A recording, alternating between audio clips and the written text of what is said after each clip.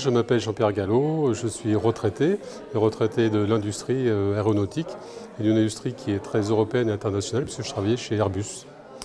Voilà. Et ce soir, je suis venu à l'invitation de Richard Gouraud, qui sait que je suis très intéressé par ces sujets. Et effectivement, l'Europe est au centre de beaucoup de discussions en ce moment, à la fois parce que c'est l'actualité électorale qui veut ça, mais aussi parce que l'actualité politique et sociale est très orientée, très axée aujourd'hui sur les problèmes en Europe.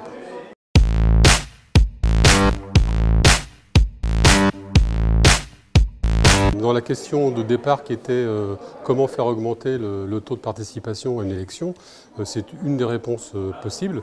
J'imagine qu'il y en a d'autres, je n'en connais pas beaucoup, mais ça en tout cas c'en est une tentative d'aller sensibiliser un public différent, de le sensibiliser de manière différente, puisque même si on va assez souvent dans des grandes surfaces et qu'on achète aussi de temps en temps sur Internet, on va forcément chez un commerçant de proximité pour une raison ou pour une autre, que ce soit un opticien, un pharmacien, un boulanger, etc.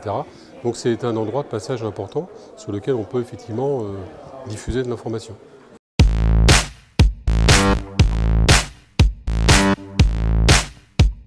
Oui, j'ai des inquiétudes parce que on voit très nettement les extrêmes qui montent, mais les extrêmes, il n'y en a pas forcément beaucoup plus qu'il y en avait préalablement.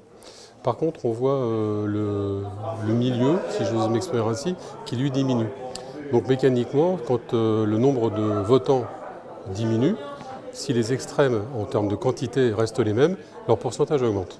C'est bêtement arithmétique, mais comme ensuite la représentation est liée sur les pourcentages de réussite, donc oui, il y a d'élections, pardon, donc oui, il y a effectivement un risque important.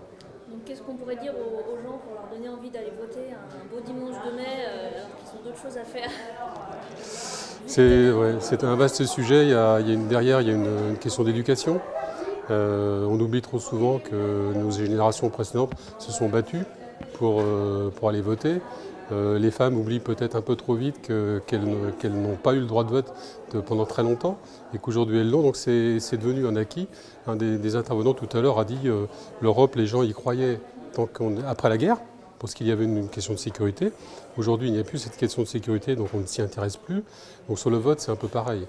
On n'a plus l'impression que le vote, bon, finalement, c'est acquis, on n'a pas besoin de nous pour voter, mais si on a besoin de nous pour voter.